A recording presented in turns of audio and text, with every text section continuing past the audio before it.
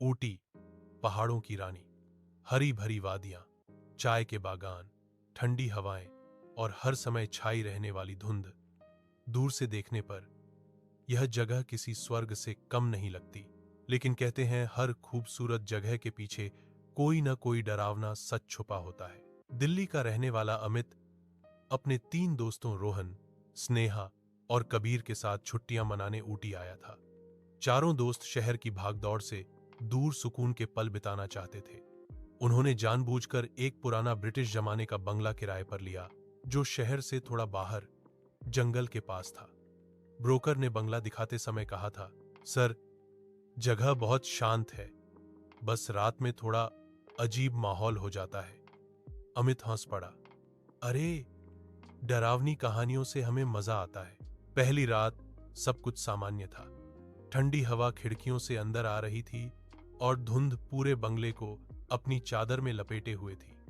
लेकिन रात के लगभग 2 बजे स्नेहा की नींद अचानक खुल गई। उसे लगा जैसे कोई धीमे धीमे बंगले के बरामदे में चल रहा हो। चर चर लकड़ी की सीढ़ियों की आवाज साफ सुनाई दे रही थी। स्नेहा ने कबीर को जगाया। दोनों ने खिड़की से बाहर झांका, लेकिन धुंध के सिवा कुछ दिखाई नहीं दिया।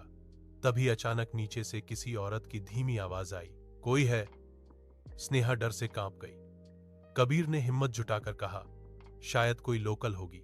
लेकिन आवाज में जो दर्द और सन्नाटा था, वह किसी आम इंसान का नहीं लग रहा था।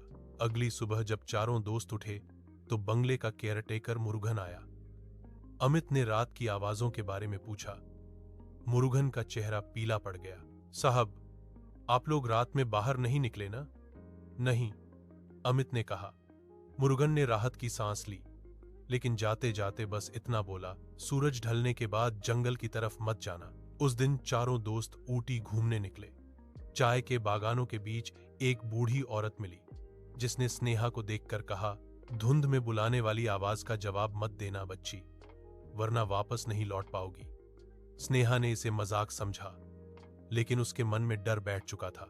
तीसरी रात हालात और भी भयानक हो गए।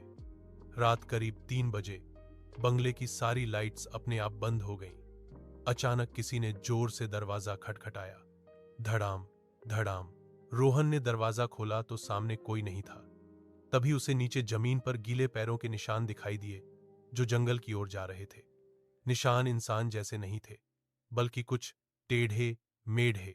अचानक धुंध के बीच से एक औरत की आकृति उभरी। उसके लंबे बिखरे बाल, सफेद साड़ी और आंखें पूरी तरह काली। उसने धीमी आवाज में कहा, मुझे रास्ता दिखा दो। स्नेहा चीख पड़ी। कबीर ने दरवाजा जोर से बंद कर दिया। बाहर से हौंसने की आवाज आने लगी, एक ऐसी हौंसी जिसमें दर्द और नफरत दोनों थे। अगली सुबह मुरुगन ने बताया कि करीब 50 साल पहले इसी जंगल में एक अंग्रेज अफसर की पत्नी की हत्या हो गई थी।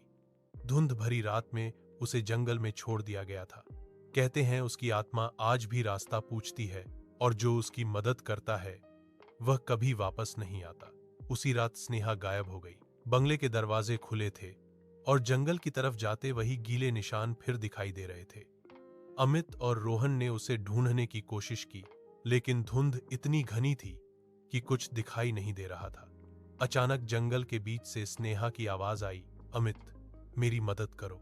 अमित आगे बढ़ा, लेकिन मुरुगन ने उसे पकड़ लिया। मत जाओ साहब, वो अब स्नेहा नहीं है। धुंध के बीच स्नेहा खड़ी थी, या जो भी वह थी। उसकी आंखें अब पूरी तरह काली थीं और चेहरे पर वही डरावनी मुस्कान। अमित बेहोश हो गया। जब उसे होश आया तो वह अस्पताल में था। रोहन और कबीर उसके पास थे। स्नेहा कभी नहीं मिली। पुलिस ने कहा, जंगल में गिरकर मौत हो गई होगी। कुछ दिन बाद चारों दोस्त ऊटी छोड़कर चले गए, लेकिन कहानी यहीं खत्म नहीं हुई। आज भी ऊटी आने वाले सैलानी कहते हैं, धुंध भरी रातों में जंगल के पास एक औरत खड़ी दिखाई देती है, जो राहगीरों से बस एक ही सवाल पूछती है, मुझे रास्ता दिखा दो। और जो उसकी आंखों में देख ले, वह फिर कभी वापस नहीं लौटता।